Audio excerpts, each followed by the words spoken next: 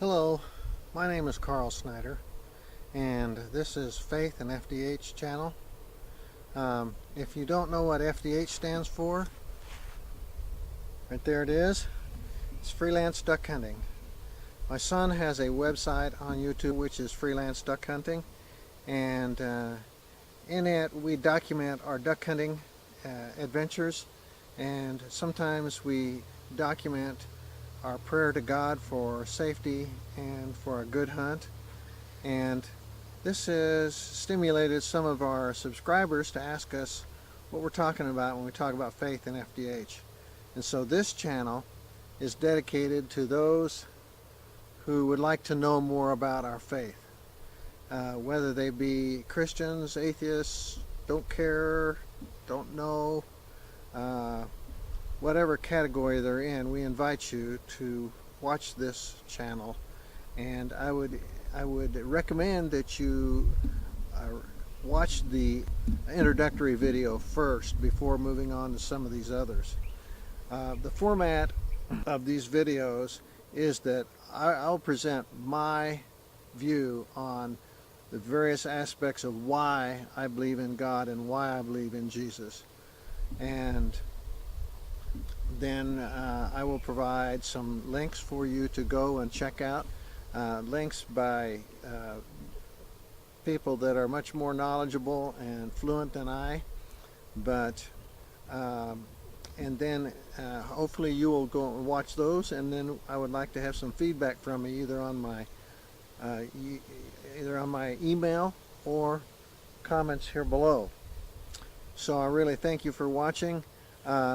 This video and the next series of videos will be shot on site at Leech Lake, Minnesota, which is sort of north central Minnesota, and my wife and I, Layne, are camping here for a couple months, enjoying God's creation in the cool of the summer here as opposed to sweltering in Kansas. So that's the reason we're here, and in keeping with my love of nature and love of God's creation, I will be filming these at various locations around here in a nature situation that glorifies God by His beauty and majesty.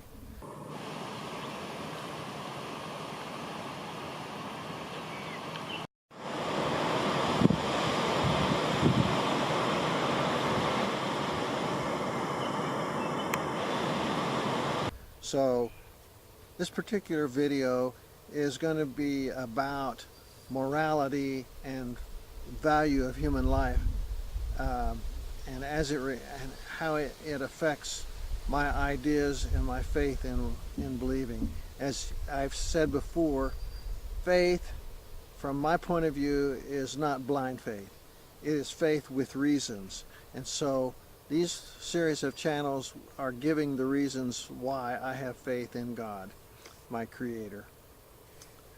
And so I have this thing within me which tells me there is right and there is wrong.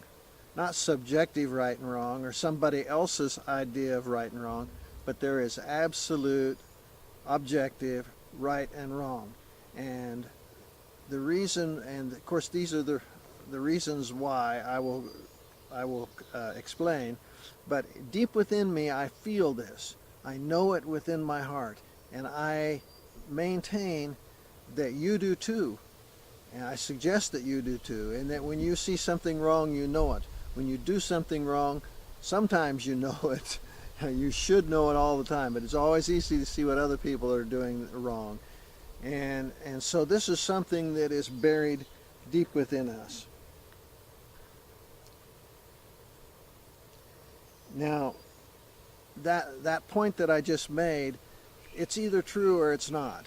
There either is objective, absolute truth, which is given to us by our Creator and placed in us, in our psyche, as a part of God's image, or this idea of morality and right and wrong comes simply from an atheistic, evolutionary standpoint.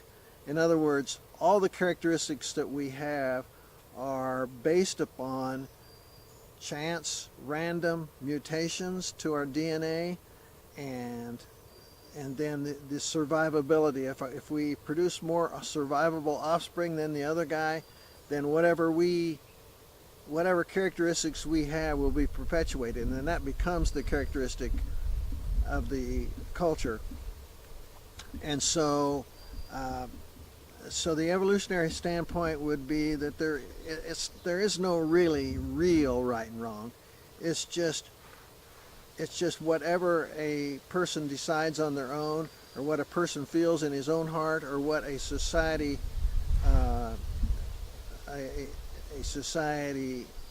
enforces upon you.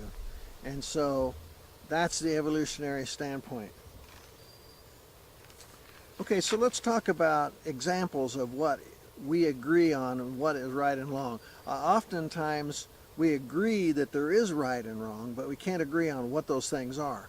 But generally speaking, we believe and agree that racism is wrong, child abuse, no matter what kind of abuse it is wrong.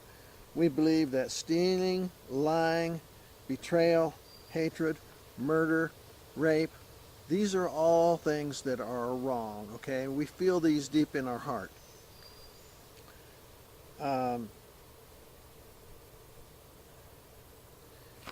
So let's just look at these two different points of view, and how we react to things. Let me give you an example. If you see a child being abused, it makes you angry. It makes you outraged.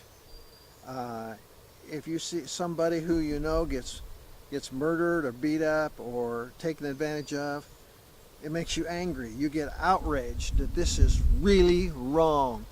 And so my point of view, and my point is this: if right and wrong comes from an evolutionary standpoint, if that's what you believe, then you shouldn't be able to justify outrage. Okay? It's just simply something that we've agreed on, I've figured out is wrong, so I'm not going to allow somebody else to do that wrong thing.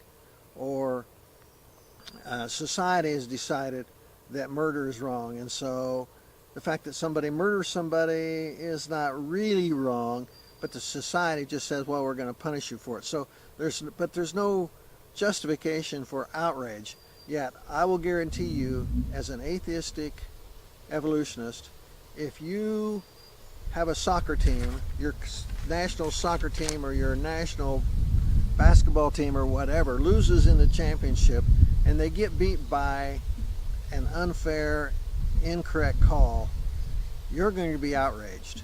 You're going to yell, you're going to throw things, you're going to hoot and boo.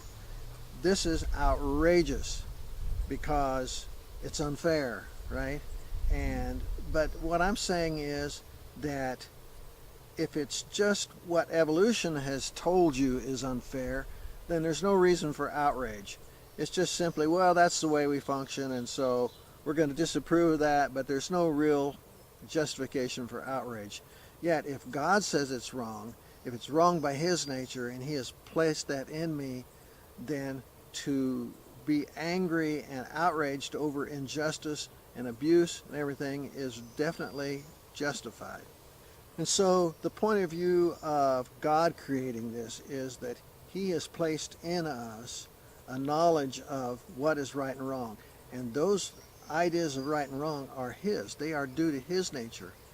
He loves. He doesn't lie. He doesn't hate. He doesn't steal. He has certain rights over and above because He is our creator, but He basically defines what right and wrong is, and we understand that, and that's why we know it. Even if you're a non-believer, God has still graced you with this knowledge of right and wrong. Okay, so there's one other thing, and that is, if I haven't convinced you yet, here's my assignment for you.